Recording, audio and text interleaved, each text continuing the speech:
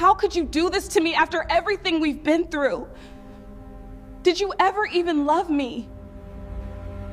The hallway stretched before her like a confession waiting to be spoken. Ilara Morrow stood outside the penthouse door, her breath shallow, her fingers trembling around the edges of a weathered folder. The manila paper had yellowed with age, its corners soft from decades of handling by hands that weren't hers. Inside lay documents, photographs, and a truth that had waited 23 years to find its voice. She had rehearsed this moment during the elevator ride up. 47 floors of mental preparation. 47 floors of telling herself she could do this with dignity, with composure, with the kind of quiet strength her grandmother had always embodied. The door opened before she could knock. Lysander Cole filled the doorway, all 6'2" of him, wrapped in a charcoal sweater that probably cost more than her monthly rent. His dark hair was slightly disheveled, unusual for a man who typically looked like he'd stepped off the pages of a financial magazine. His grey eyes held a wariness she'd never seen before. "Ilara." His voice carried a note of surprise, but beneath it lurked something else. Caution, perhaps, or fear. "I wasn't expecting you tonight." She said nothing, just lifted the folder slightly, letting him see it. His gaze dropped to the weathered manila, and she watched the recognition dawn across his features. The composure he wore like armor began to fracture, staring at his eyes and spreading outward until his entire expression shifted into something she'd never witnessed on his face before. "Where did you—" He stopped, swallowed, started again. "How did you find that?" Ilara's voice emerged steadier than she felt, carrying a single word that landed between them with the weight of 1,000 unspoken accusations. Elias. The name hung in the air, suspended in the space between them like a blade waiting to fall.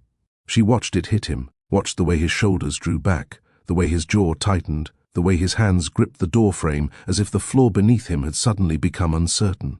This was the man who had negotiated billion-dollar deals without flinching. The man who had built an empire from nothing. And yet here he stood, undone by a name.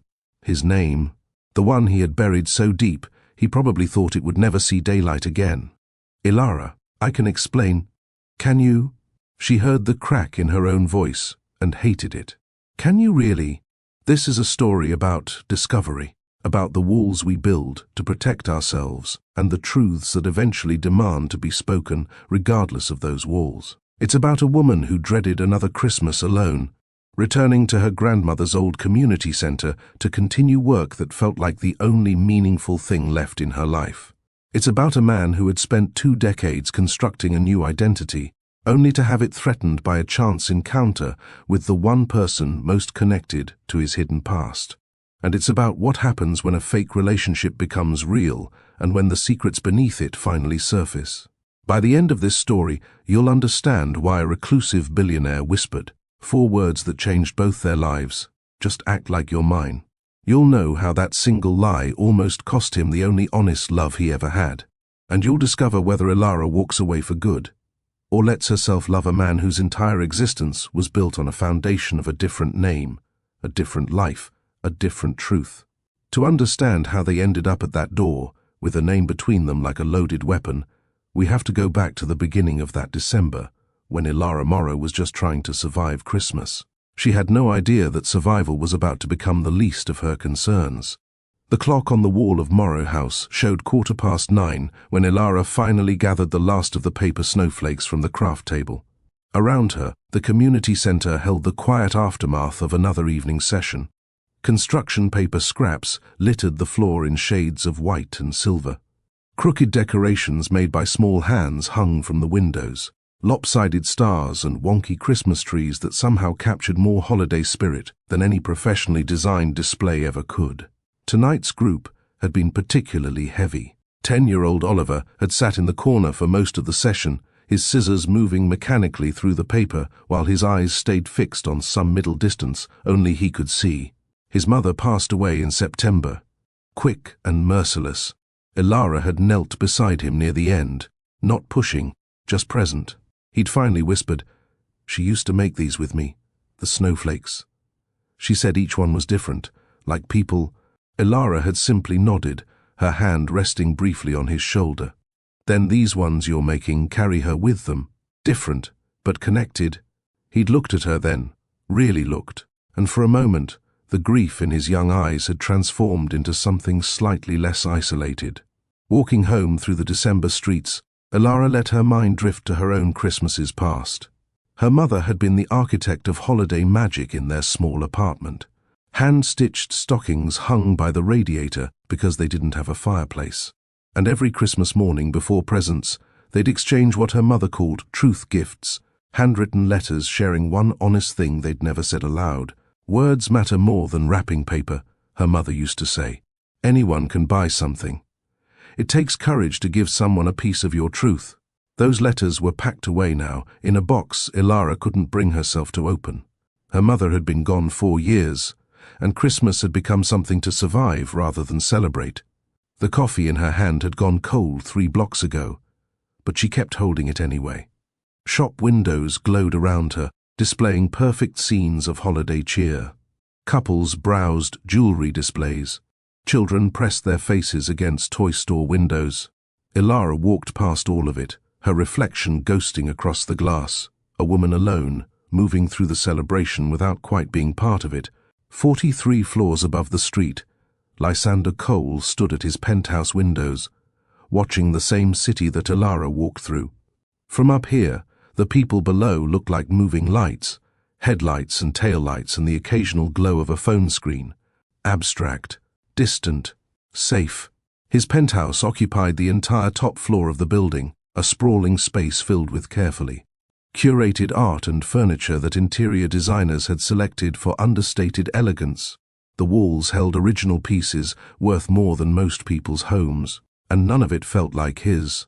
His phone buzzed against the marble counter. The board wanted answers about the Singapore merger. His publicist needed approval on the gala guest list. And his mother, or rather, the woman who had legally become his mother 23 years ago, had sent another reminder about the Cole family Christmas Eve dinner. Media will be present, her message read. Dress appropriately, smile appropriately, remember who you are now, who he was now. As if identity were something you could simply decide, like choosing a suit from a closet full of options. Christmas had never been simple for him. He was 12 when his father stole from the charity he'd been hired to manage. Embezzlement, the news had called it. Harold Vance had taken nearly $200,000 meant for underprivileged children and disappeared 3 days before Christmas, leaving behind a son who suddenly carried the weight of a name that meant thief in their small community. That same Christmas Eve, when young Elias Vance had nowhere to go and no one who would look at him without suspicion, Rachel Morrow had found him sitting on the steps of the community center that bore her family's name. She'd handed him a stocking, hand-stitched, slightly crooked, clearly made by someone who loved the act more than the result. "You are not what he did," she'd said. "You are what you choose to become." He'd kept that stocking for 23 years. It sat in a locked drawer in his study, hidden like everything else from that life. The building's elevator was original to the 1920s construction, a brass-gated antique that the Residents Association refused to replace despite its increasingly frequent mechanical complaints. Tonight, Ilara was juggling 3 bags of donated toys, stuffed animals and board games collected from a local drive. She'd just managed to stabilize them when the lights flickered. The elevator groaned, and then everything stopped. Power fluctuation. The voice came from the corner she hadn't fully registered until now. Happens sometimes in these older buildings. Should resolve in a few minutes. She turned to find a man standing with the kind of stillness that suggested complete comfort with confined spaces. Tall, dark hair, grey eyes that seemed to be cataloguing her with clinical precision. She recognized him vaguely, the penthouse resident. Good to know. She shifted her bags. These toys were getting heavy anyway. Toys, donations for the kids at Morrow House, grief counseling center downtown. We do a holiday program. Gifts for children going through loss during the season. She watched something flicker across his face. Quick, controlled, immediately suppressed. "That must be difficult work," he said. "Helping children process grief." "It is. But kids are resilient in ways adults forget how to be." They don't wait for grief to fix itself before they start living again. The elevator hummed back to life. He was quiet for a moment, his jaw tightening almost imperceptibly at the mention of Morrow House. You work with children facing their first Christmas without someone they loved. Sometimes. Tonight it was a 10-year-old boy. First Christmas without his mom. The elevator doors slid open on Ilara's floor. "That's important work," he said finally. "The kind that matters more than most people realize. It mattered to someone important to me once. My grandmother started Morrow House." His reaction was microscopic, a slight widening of the eyes, a nearly invisible tension in his shoulders. "Rachel Morrow was your grandmother. You knew her." The doors began their slow slide toward closing. "I knew of her. Her work was well regarded in certain circles."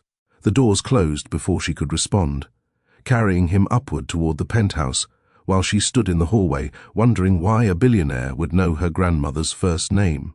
That night, they exited the elevator back into separate lives. She to her modest apartment with its second-hand furniture, he to his penthouse full of expensive things that meant nothing. But each carried a faint, unexpected sense of being seen, not understood, not known, but acknowledged in some small way that felt different from the usual isolation of city living. That stuck elevator was nothing dramatic. No sparks flew between them. No instant chemistry crackled through the air. Just two people, both accustomed to carrying too much alone, suddenly aware they weren't the only lonely heart in the building. Ilara fell asleep thinking about the way he'd said her grandmother's name, like it meant something beyond professional admiration. Lysander stayed awake until dawn, the stocking from his study now resting on the pillow beside him. Two kinds of loneliness, separated by dozens of floors and 23 years of secrets. Neither of them knew yet how thoroughly their lives were about to collide. The boardroom on the 42nd floor of Cole Enterprises had windows on three sides, offering a panoramic view of Manhattan that most people would find breathtaking. Lysander found it suffocating. "The optics are problematic, Lysander." Victoria, his chief communications officer, slid a tablet across the polished conference table. "The Mental Health Initiative launches in February. We need the public to see you as someone who understands human connection, not as a corporate machine who happens to write large checks." He glanced at the tablet.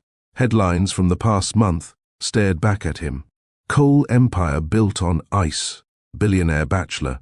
Brilliant or broken? Can a man who won't let anyone in really champion mental health? I donate more to mental health causes than any private individual in this city," he said flatly. "What exactly am I supposed to do? Perform emotional availability for cameras?" "Yes. That's exactly what you're supposed to do." His phone buzzed. Lyra's name flashed across the screen. "Please tell me you're bringing someone to Christmas Eve dinner," his younger sister said without preamble. "Aunt Margaret has already confirmed 3 journalists will be present. She's calling it family transparency for the Foundation's image." She invited the press to a family dinner? She invited the press to photograph the Cole family being warm and relatable, which means you need to not be the terrifying single billionaire sitting in the corner looking like you're calculating everyone's net worth. Lysander pinched the bridge of his nose. "I don't calculate net worth at family dinners. No, you calculate escape routes." Same energy. Lyra's tone softened. "I'm not asking you to find true love by Thursday. I'm asking you to find someone who makes you look human. Please." The idea of a staged relationship made his skin crawl. He'd spent 23 years building an identity that felt authentic, even if it was technically constructed on a different foundation. The thought of adding another layer of performance felt like betrayal of something essential. But the alternative, being perpetually misread, having his genuine work dismissed because he didn't package it with the right emotional presentation, felt equally intolerable. Across the city, Ilara sat in the break room at Morrow House, reviewing the holiday schedule. December 20 to 3rd, December 20 to 4th, December 20 to 5th, December 20 to 6th. She'd signed up for all of them. "You're working Christmas Day again?" Her colleague, Daniel, leaned against the doorframe. "Ilara, you worked last Christmas. And the one before that. Someone has to." The kids don't stop needing support just because it's a holiday. And what about what you need? She offered a smile that didn't quite reach her eyes. I need to be useful. This is me being useful. He didn't push further. No one ever did. They saw her competence and assumed it meant she was fine. Later that afternoon, she found an invitation to a strays and orphans holiday party in her mailbox. A gathering for people without traditional family plans. She placed it carefully in the recycling bin. She'd rather work. Work didn't ask her to sit in a circle and explain why she was alone. The lobby of their building held the particular chill of December evenings, when the heating couldn't quite keep pace with the cold. Ilara had just collected her mail when the elevator doors opened, and Lysander Cole stepped out. Ms. Morrow. He nodded, his collar turned up against the cold. Mr. Cole, we need to stop meeting like this. People will think we're neighbors. We are neighbors. Exactly. Suspicious. A flicker of something that might have been amusement crossed his face. What are your plans for the holiday? Working through Christmas. The center runs holiday programming for the kids.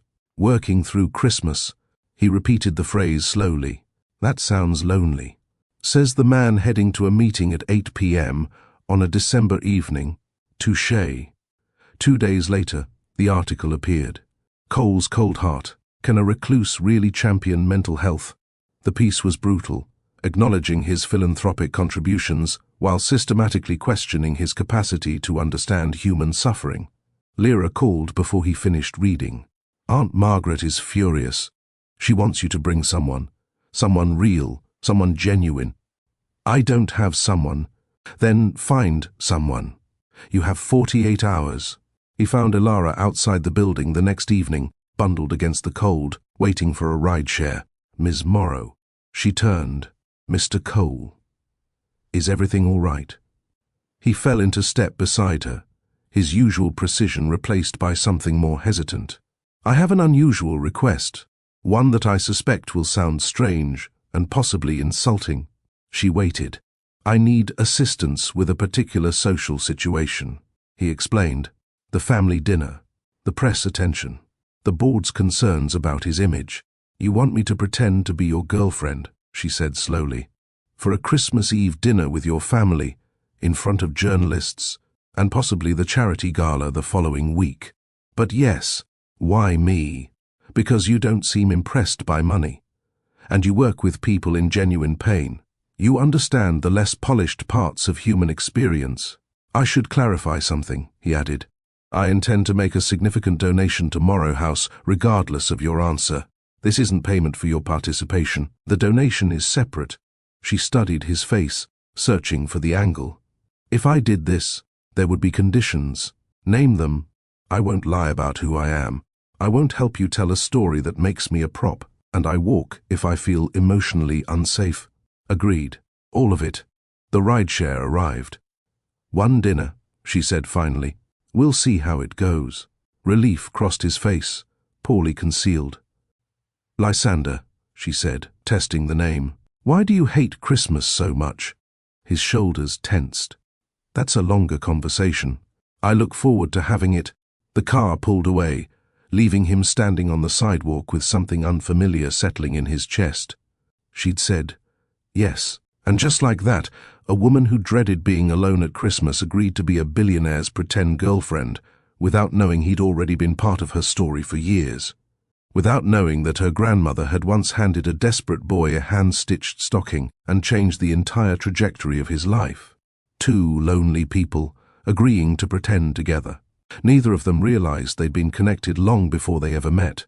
The first planning session happened in Lysander's penthouse kitchen, a space so pristine it looked like it had never witnessed actual cooking.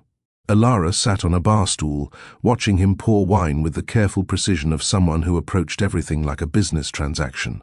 We need a story, he said, sliding a glass toward her. How we met, when we started seeing each other. The details people will ask about. You mean we need to lie convincingly? I mean we need to be consistent. My sister will notice contradictions. My aunt will exploit them. They spent the next hour constructing their fiction. Where did we meet? She asked. The building lobby. We kept running into each other. Brief conversations became longer ones. Coffee led to dinner. When? 6 weeks ago. Long enough to be established. Short enough to explain why you haven't been photographed with me before. First impressions? You thought I was intimidating. I thought you were surprisingly unimpressed by the building's most expensive apartment. Was I supposed to be impressed? Most people are. Most people haven't spent their careers watching grief strip away everything superficial. Square footage stops mattering when you've held a child's hand while they learn their parent isn't coming home. He was quiet for a moment. That's not a fake answer. No. I suppose it isn't. The conversation shifted after that. The fake details kept slipping into real ones, boundaries blurring in ways neither of them acknowledged. He admitted his dislike of crowds, how the press of bodies made his skin crawl, how he'd learned to stand in corners and calculate exit routes. She told him about her mother's truth gifts tradition, the handwritten letters exchanged every Christmas morning. We'd read them aloud to each other, she said softly. Sometimes they made us cry, sometimes they made us laugh, but they were always real. The second planning session happened in Ilara's apartment, a space so different from his penthouse it might have existed in another dimension. Mismatched furniture crowded the small living room, a velvet couch in faded purple, a coffee table rescued from a street corner, bookshelves made of stacked crates. Plants occupied every available surface. This is very... Lysander paused in the doorway. Chaotic, she offered. Alive. My apartment looks like a museum. This looks like someone actually lives here. He sat on the purple couch, looking profoundly out of place and somehow more comfortable than she'd ever seen him. The boutique appointment came next. Glass doors, marble floors, the particular hush of spaces where price tags were considered vulgar to display. Gowns arrived in waves, silk and velvet, each accompanied by a murmured price that made Ilara's stomach clench. This Valentino would be stunning with your coloring, the personal shopper suggested. Only 12,000. Only... Ilara caught her reflection in the mirror, a woman who bought her work clothes second-hand, standing in a temple dedicated to wealth she would never possess. She felt like an intruder. After the 6th gown, she emerged with defeat written across her features. Lysander took one look at her face and rose. Perhaps we could adjust the approach, he said quietly. Whatever she feels herself in, no logos, nothing designed to impress anyone but her. The dress that finally arrived was simple. Deep green velvet, the color of pine needles in winter light, long sleeves, a modest neckline. Ilara touched the material and felt something shift in her chest. When she emerged, Lysander was standing by the window. He turned at the sound of her footsteps. Whatever he'd been about to say died somewhere between thought and speech. He simply looked at her, really looked. That looks like you, he said finally. The words landed deeper than a compliment. They acknowledged something she hadn't realized she'd been craving, to be seen as herself, even in unfamiliar territory. After another planning session, they stepped onto his balcony. The city sprawled beneath them. Do you ever feel alone up here? She asked. Often, though not the kind of alone you mean. What kind then? The kind that's a choice. The kind that feels safer than the alternative. Control feels manageable. Being at someone else's mercy doesn't. I understand that more than you might think, she said quietly. My mother used to say that truth was a gift. But what she didn't mention was that telling the truth feels like handing someone a weapon and hoping they don't swing. Has someone swung? People always swing eventually. The question is whether you stick around long enough to find out how hard. She was thinking of Reed when she said it. Reed, who had withheld the fact that he was still entangled with an ex, emotionally, financially. Reed, who had justified his omissions as protection rather than acknowledging them as betrayals. Silence settled between them, charged with mutual recognition. Two people who had learned the same lessons through different wounds. The next morning, Ilara arrived at Morrow House early to sort donations for the children's Christmas tree. Near the bottom of an old box, one that had been in storage since before her grandmother's passing, she found something unexpected. A hand-stitched stocking, slightly crooked. The stitching was recognizable as her grandmother's particular style. Rachel had made stockings for many of the children who came through Morrow House over the years. Embroidered across the cuff in careful letters was a name. That evening, she caught Lysander in the hallway. "I found something interesting today." She held up the stocking. "Some poor kid named Elias apparently got left behind in our donation storage. My grandmother's handiwork." She watched his face. The composure shifted beneath his expression, the way his eyes fixed on the stocking with an intensity that didn't match the casual conversation. "Poor Elias," she continued. "Someone gave up his Christmas." His response came after a pause that lasted half a second too long. Maybe he found a better one. Standing in that hallway, staring at Rachel Morrow's stitching, the same careful letters that spelled his abandoned name on the stocking hidden in his study, Lysander felt the walls he'd built over 23 years begin to crack. She didn't know. Of course she didn't know. Elias Vance had ceased to exist legally when he was 15. The court records were sealed. Lysander Cole had emerged from the ashes of a boy whose father had destroyed everything, and Rachel's granddaughter, the woman he was falling for despite every intention not to, had found one of those stockings without any idea what it meant. That night, alone in his penthouse, he pulled out the locked drawer in his study. The stocking lay inside, wrapped in tissue paper. He held it beside the memory of the one Ilara had shown him. Identical. He could tell her. The thought surfaced, and he pushed it away immediately. Telling her meant explaining Harold Vance, the stolen money, the shattered community, the boy who had changed his name and ran from everything he'd been. He couldn't bear that, not yet, not when something real was finally growing between them. He placed the stocking back in its drawer, locking away the evidence of who he'd been. His silence now wasn't indifference. The car turned onto a private road lined with bare winter oaks, their branches reaching toward the grey December sky. Ilara pressed closer to the window, watching the Quaid family estate emerge from the landscape. Not a mansion in the gaudy sense, but wealth rendered in old stone and climbing ivy and architecture that whispered generations rather than shouted new money. "This is where you grew up?" she asked. "From 15 onward." "After the adoption was finalized." "It's beautiful. It's a stage. Every room is designed to communicate something specific. Stability, tradition, respectability. And what does it communicate to you? That I'm supposed to belong here. Whether I actually do is a different question." Inside, oil portraits lined the main hallway. Generations of Quaid ancestors with serious expressions. Ilara noticed Lysander's absence from these walls. His photographs, she suspected, lived in more recent albums, additions to a lineage rather than extensions of it. The Christmas decorations struck a careful balance between festive and refined. Fresh pine garlands draped the banisters. A towering tree occupied the main parlor, its ornaments coordinating in silver and white. Beautiful. Empty. The distinction mattered more than she'd expected. Margaret Quaid stood near the fireplace like a general surveying her territory. Silver hair swept back in an elegant chignon. Eyes that assessed and catalogued with the efficiency of a museum curator. "So, this is the mysterious woman who's captured my nephew's attention, Aunt Margaret, Ilara Morrow. She runs grief counseling programs at a community center in the city." "Morrow." Margaret repeated the name. "Any relation to the Morrow Foundation downtown?" "My grandmother founded it. I will continue her work." Something flickered in Margaret's expression. Surprise, perhaps.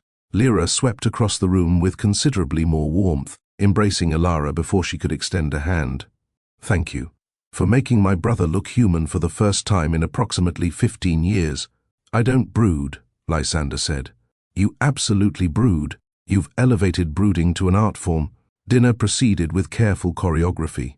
8 people around a table that could seat 20. Journalists positioned at strategic angles.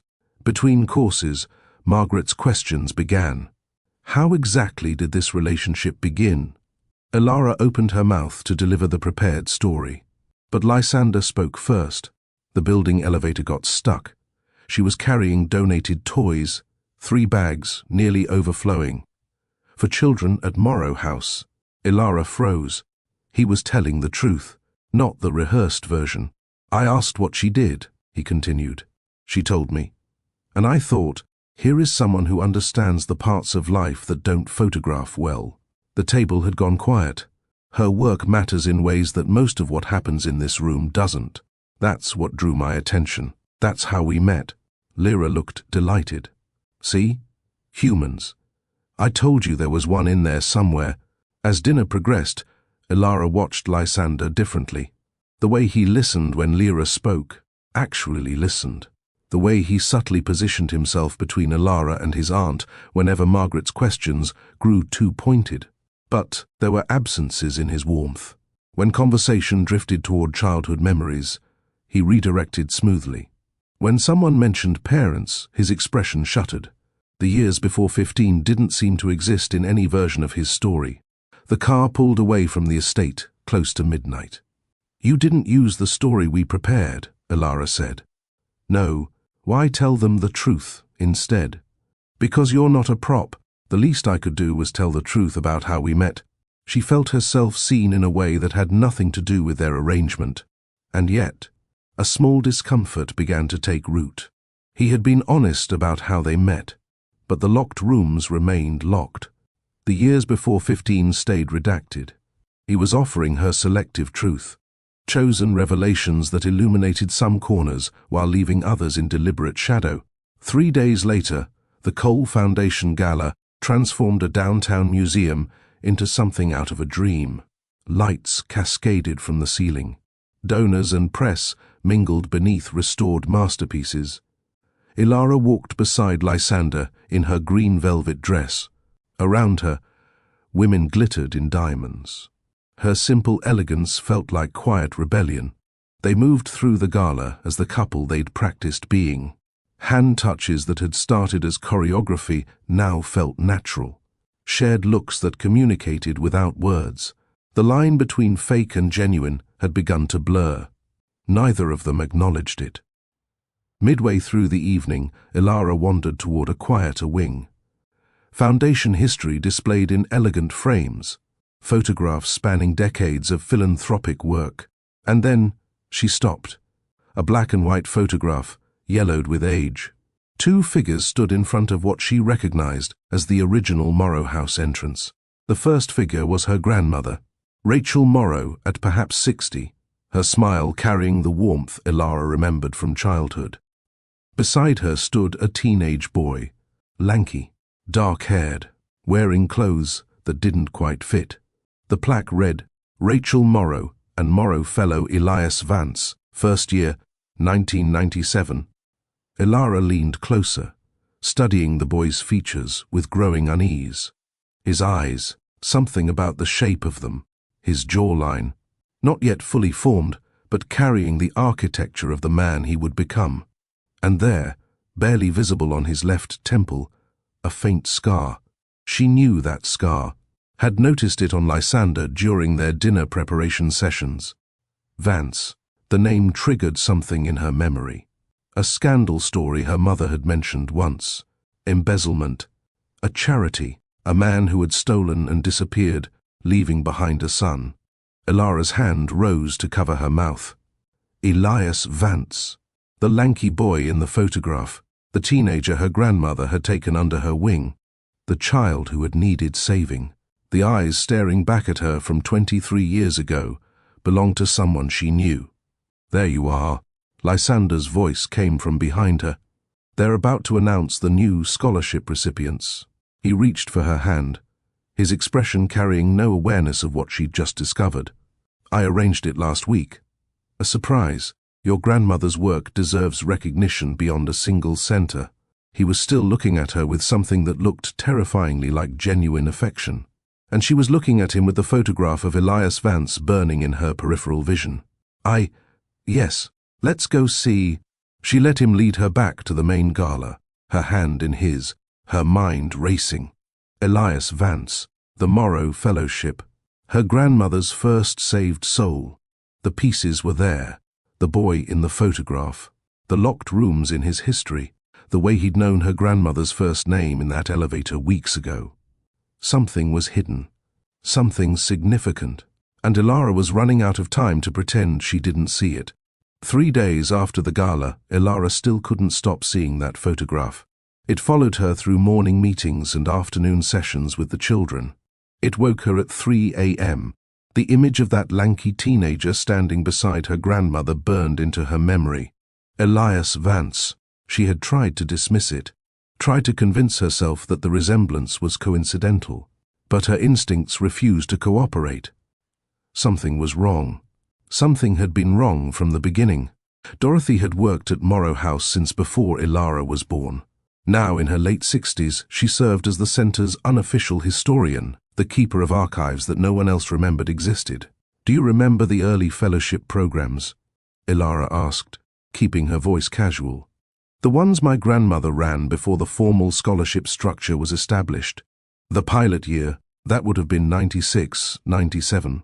Long before the Cole Foundation expanded our funding.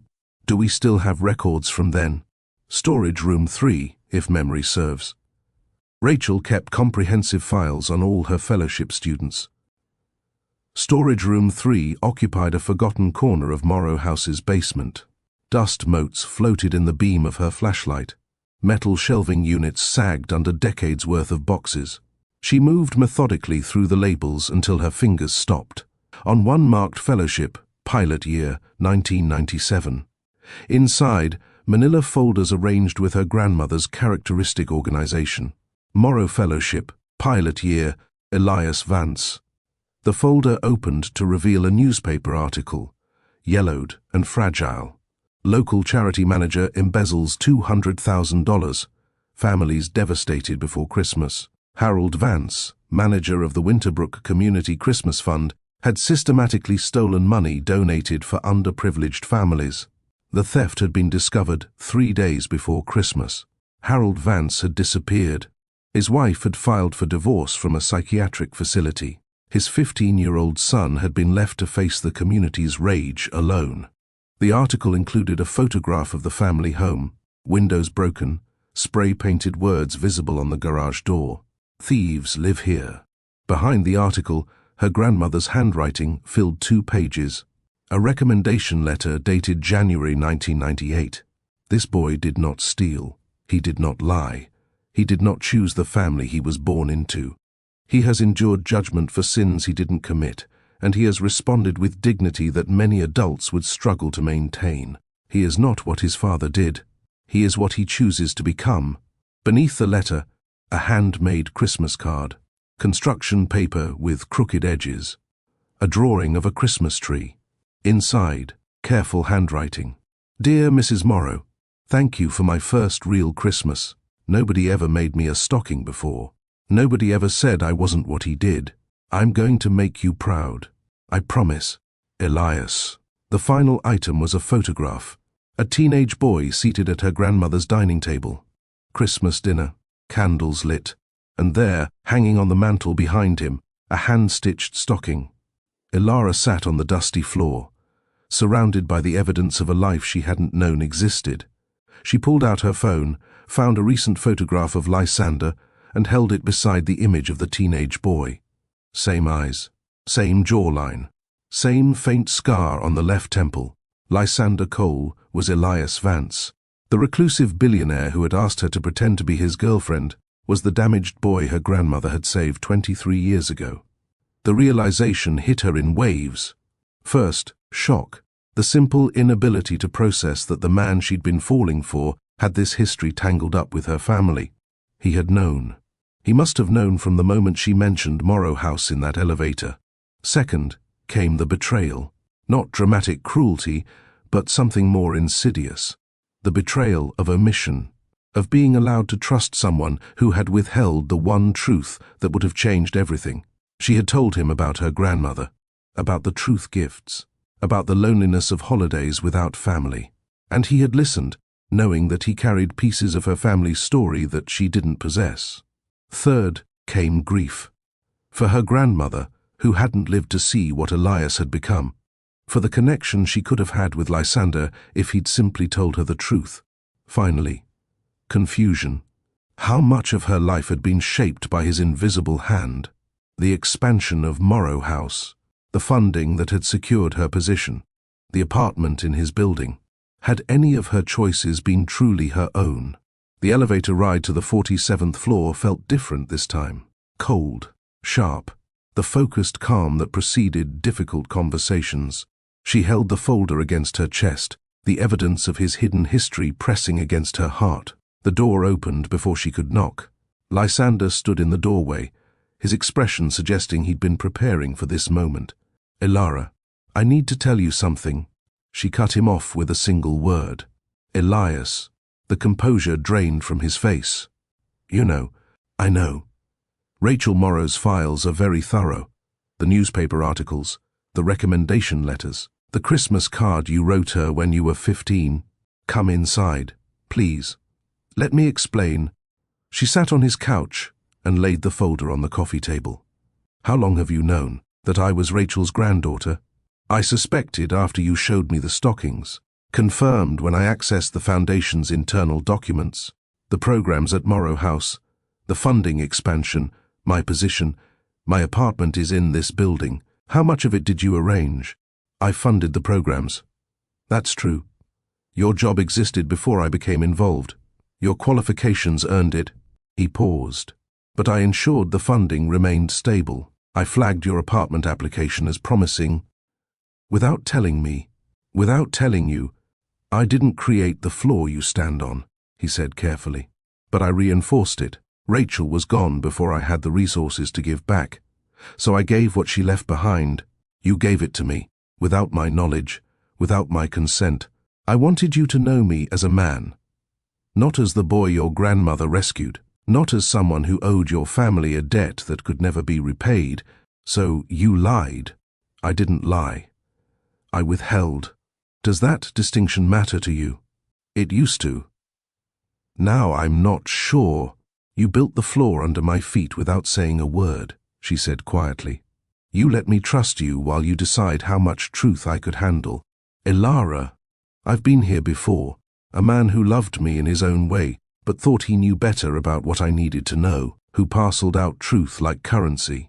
Reed, who half-truthed his way through our entire relationship because he thought full disclosure would hurt me. This isn't the same, isn't it? You knew something fundamental about our connection, and you chose to withhold it because you thought you knew better than I did about when I should learn the truth." His silence confirmed what words couldn't deny. "I believe you didn't intend harm," she said finally.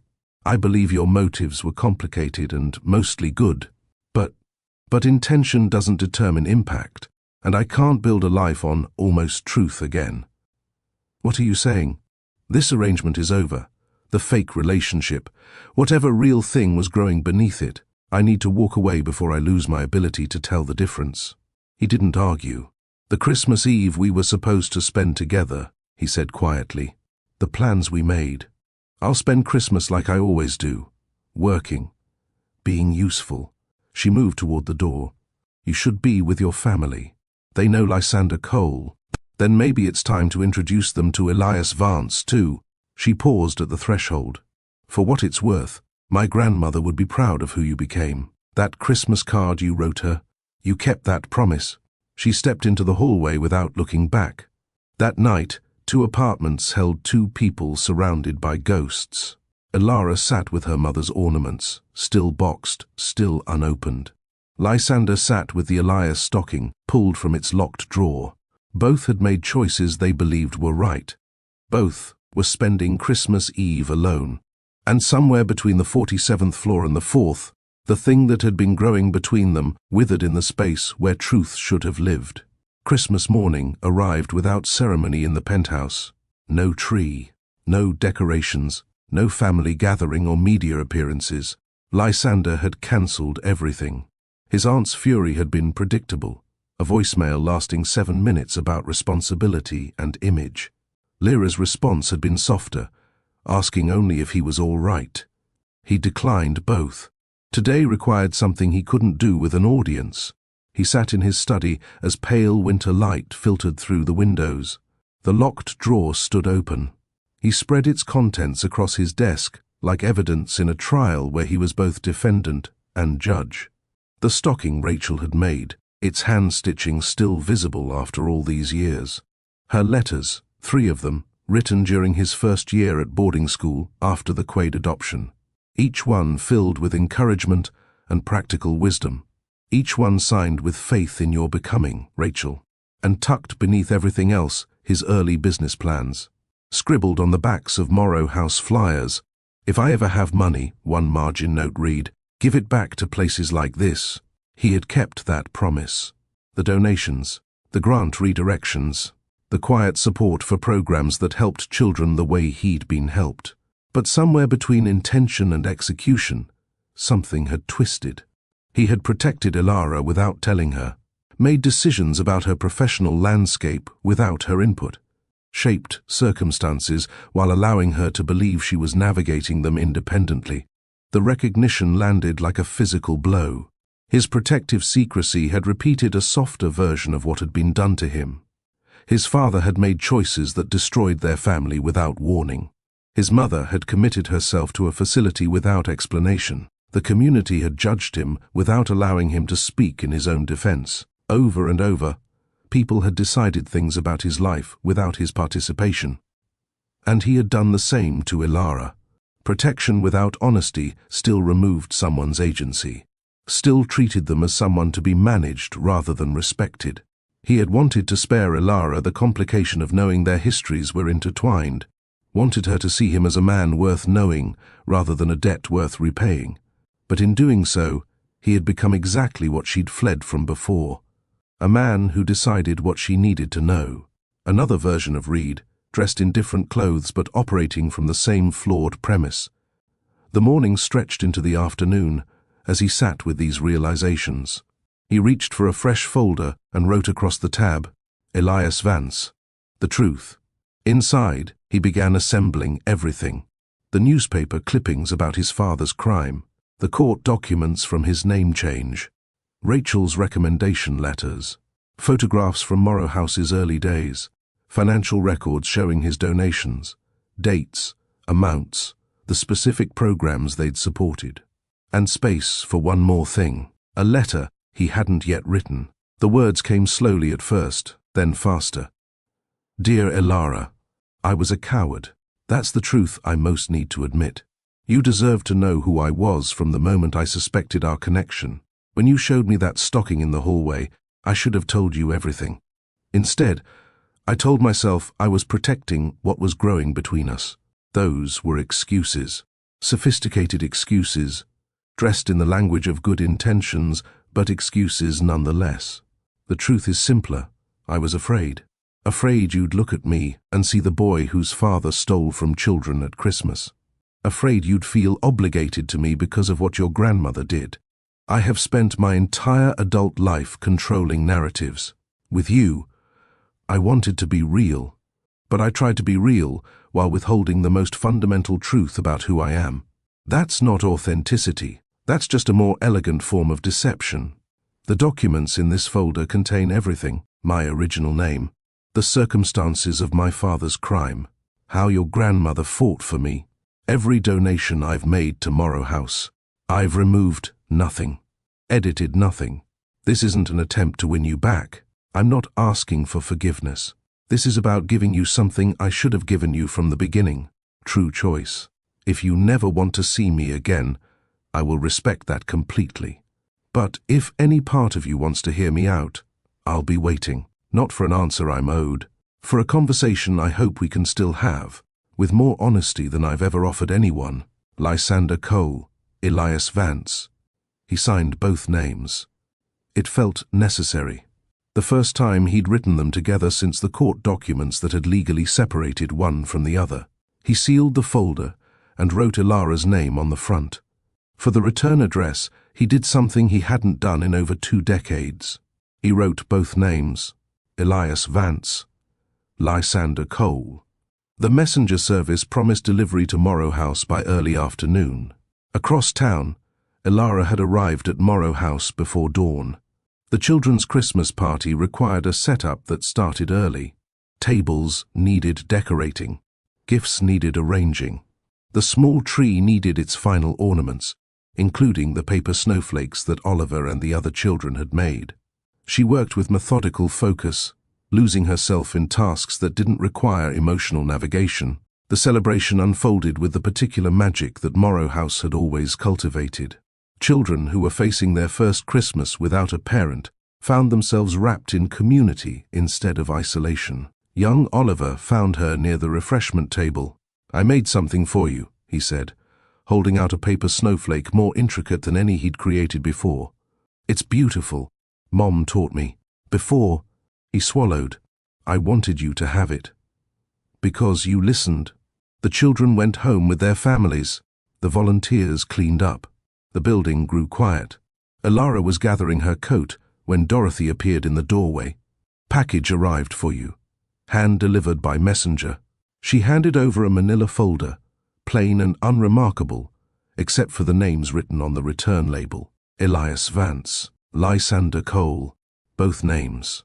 Together, her first instinct was to shelve it, to let it become another artifact of a connection that hadn't worked out. But that felt like cowardice.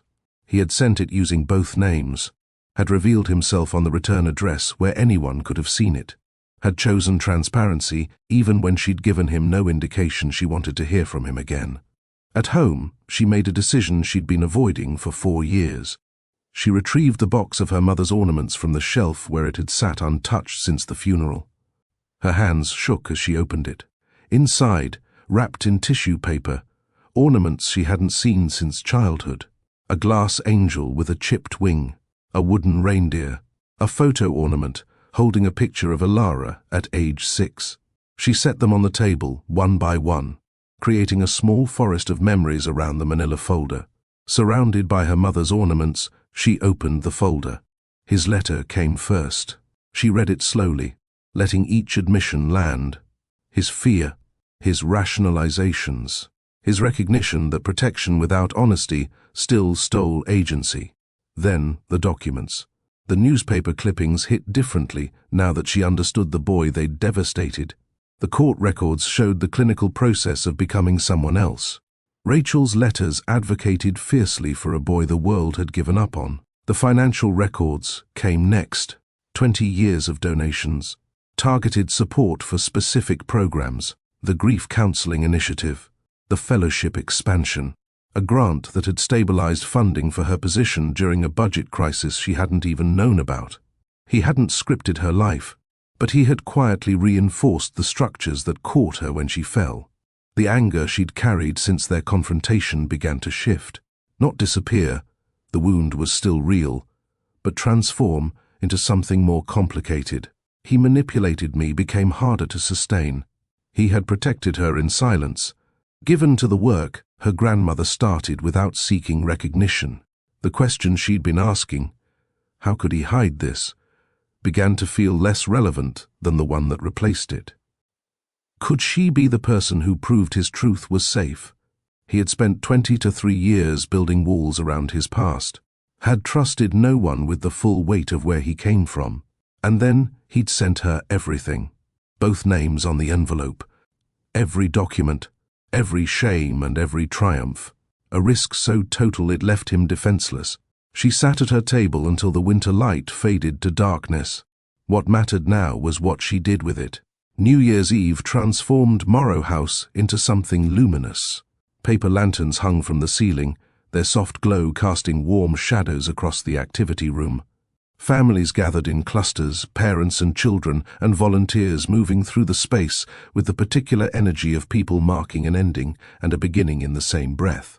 The light ceremony had been Rachel Morrow's creation, a tradition she'd started decades ago for families who found the transition between years difficult. Instead of champagne and countdown parties, they gathered here to write wishes on slips of colored paper, truths they hadn't spoken aloud, hopes for the year ahead. Each slip was tucked into a paper lantern, and at midnight, the lanterns would be lit, not released, but illuminated, glowing together in the darkness like a constellation of shared human longing. Elara moved through the preparations, setting out paper and pens, adjusting lantern placements. She was calmer than she'd been on Christmas Day. The folder still sat on her kitchen table, its contents now familiar from multiple readings. But calm wasn't the same as resolved. The wound remained real. Understanding someone's reasons didn't automatically heal the damage those reasons had caused. She noticed him the moment he walked through the door. No photographers flanked his entrance. No assistants carried his coat. Just a man in a simple sweater and winter jacket, stepping into Morrow House like any other volunteer. He didn't seek her out. Instead, he found Dorothy and asked quietly what needed doing. Within minutes, he was moving tables, repositioning them to create more space for families. Ilara watched from across the room. This wasn't the billionaire performance she'd witnessed at the gala. This wasn't calculated philanthropy designed for cameras. This was someone showing up to help. She continued observing as the evening progressed. He tied a scarf around a shivering child who'd arrived underdressed. He listened to an elderly woman tell a long story about her late husband without showing any impatience. And when young Oliver approached him, Lysander crouched to the boy's eye level and spoke with him as an equal. Ilara couldn't hear the conversation, but she saw Oliver smile. Genuinely smile. For the first time, she saw them both simultaneously. Elias, the damaged boy who had needed saving, who had learned to tie scarves at community centers because no one at home had cared if he was warm.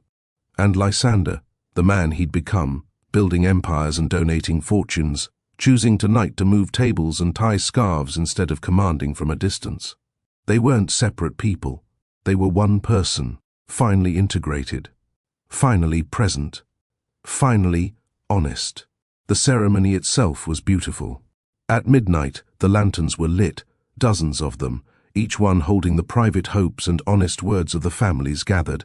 The room glowed with soft, warm light that felt less like decoration and more like prayer. When the last family left and the volunteers began cleanup, Lysander remained. She found him by the door, standing in the dim light. He looked tired, not physically exhausted, but carrying the weariness of someone who had spent days carrying the weight of uncertainty. "You came," she said. "I wanted to help, not to perform, just to be useful, the way your grandmother taught me to be. You were." The families noticed, the kids especially. They deserve what this place offers. Connection without judgment.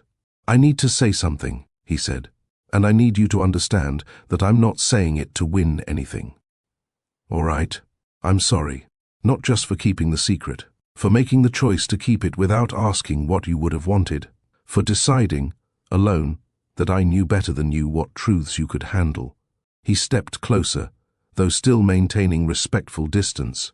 "I could offer explanations, the fear of being seen as a charity case, the terror that you'd feel obligated because of what your grandmother did. But they're just explanations, not excuses. The pain I caused you was real.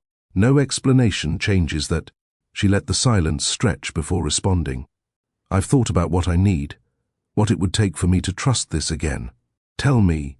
Transparency, complete and ongoing, not just about your past, but about your present, your fears, your choices, your doubts." He nodded. "And more importantly, a relationship where you don't decide, alone, what truths I can handle, where you trust me enough to let me face difficult things with you instead of around you. That's not a small ask. No, it isn't. I can't promise to never feel fear again," he said. "The instinct to protect, to control information, it's been part of me for over 20 years. I'm not asking for perfection, but I can promise not to let that fear make choices for you, not to decide, in isolation, what you need to know." He reached into his pocket and withdrew something small. His business card, but different. Both names are printed on it now. Elias Vance, Lysander Cole. The same phone number, the same person. Both histories, both names, no hidden corners. Everything I am offered completely. Ilara took the card, studying the names printed side by side. "I don't believe in perfect people," she said quietly. "I've worked with too many families in crisis to think that anyone gets through life without making terrible choices. I've made more than my share. You have. But I also believe in growth, in the ability to become different from who we've been." She stepped closer, closing the distance between them. "If we do this, if we try, it's not because fate pushed us together. It's not because our families were connected before we were born. It's because we both choose it, with our eyes open, knowing exactly who the other person is. 2 weeks later, they sat together in Morrow House's storage room, sorting through boxes that hadn't been touched since Rachel's passing. Near the bottom of a box marked personal, Ilara found a leather notebook she didn't recognize. Inside, her grandmother's distinctive handwriting filled entry after entry. She flipped through the pages until she stopped at an entry dated January 1998. Elias Vance left for boarding school this week. The Quaid adoption is finalized. He has a new name now, Lysander Cole, though I suspect it will take years before that name feels like his own. I hope the world is kind to him. Most of all, I hope that someday, when he's ready, he'll find someone who sees both of the people he's learning to be. My granddaughter is 5 years old now. Ilara, full of light and questions and the particular stubbornness that runs in our family. Ilara's voice caught. She looked at Lysander, who had gone very still. She continued reading. If their paths ever cross, not because of fate, but because the world sometimes brings people together who need each other, I hope they'll recognize what they could be to one another. I hope he'll be brave enough to be honest with her if they ever meet. I hope she'll be wise enough to see past his walls. I hope they'll understand that love built on secrets will always wobble. But love built on truth, even painful truth, can hold the weight of everything. The notebook sat between them like a bridge across decades. She knew, Ilara whispered. She hoped. Lysander's voice was rough. That's not the same thing. But she hoped for the truth. That's what she wanted for both of us. And that's what we're building now. Ilara reached across the space between them, her hand finding his. Then we're honoring her wish. Love built on half-truths will always wobble.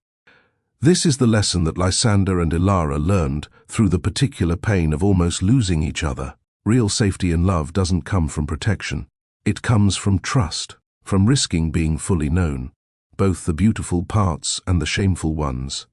Protection without honesty is still a kind of distance. And distance, no matter how loving the intention, still leaves people alone. In the months that followed, they built something different. Not perfect. Perfection was never the goal. But honestly, he told her about the nightmares that still visited, about the moments when his first instinct was still to control rather than share. She told him about Reed, about the patterns she'd sworn never to repeat. They built their relationship in daylight instead of shadow, and it held.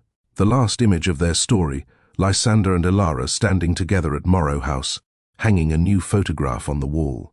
The frame holds 2 pictures side by side. 1, Rachel Morrow with teenage Elias, taken in 1997. 2, Ilara and Lysander, taken at the light ceremony, surrounded by glowing lanterns. Same walls, same purpose, same commitment to choosing truth over fear. 2 generations of love, built on honesty. And in the bottom corner of the frame, barely visible but undeniably present, Rachel's words from her journal. Love built on truth can hold the weight of everything.